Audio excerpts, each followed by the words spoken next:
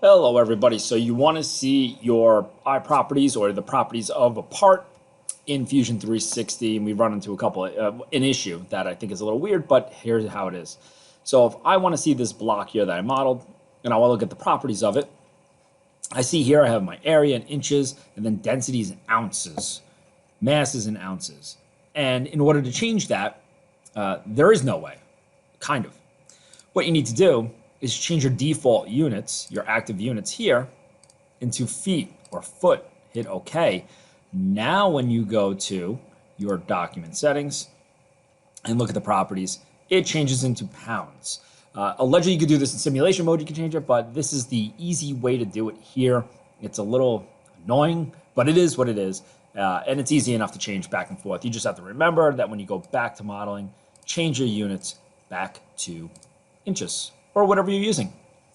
They are tied together. There's no way of changing them. So I hope you enjoyed that little tip. Take it easy. Bye.